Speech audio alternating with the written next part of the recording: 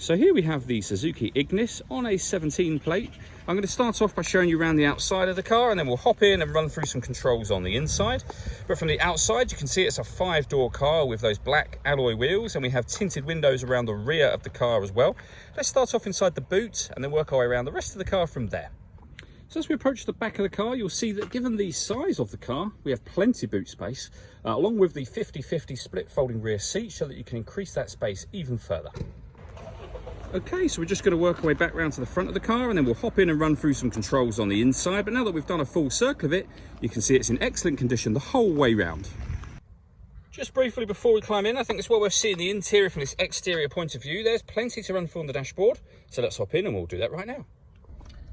Okay, now that we're inside the car, we're going to start with the dials. On the left-hand side, we have the rev counter, we have the speedometer in the middle, and on the right-hand side, we have the trip computer that includes the total miles for this car of 27,499. We also have the fuel gauge over in that section as well. You can change information that's displayed over there by pressing buttons on the left-hand side of the steering wheel just here. We've also got stereo controls over on that side as well. Over in the centre, we have the Pioneer touch screen for the car. So obviously all your music options are displayed there. So we have the radio, we have Bluetooth audio, we have DAB radio, so digital radio.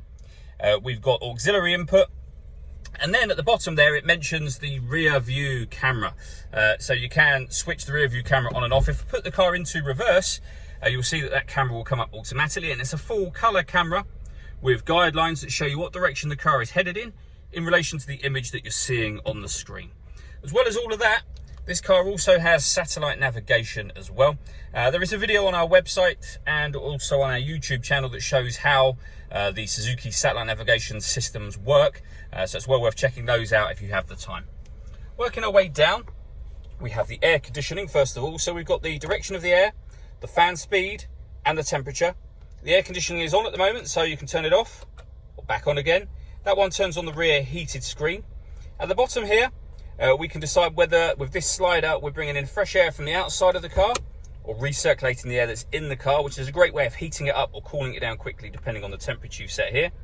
We have a 12-volt charging socket underneath that cap. Over on the right hand side, we have USB inputs. We then have a 5-speed manual gearbox. All that leaves me to say is thank you for taking the time to watch this video. If you'd like to come and see the car in person and have a test drive, please feel free to call any of our MJA sites. We'd love to hear from you soon.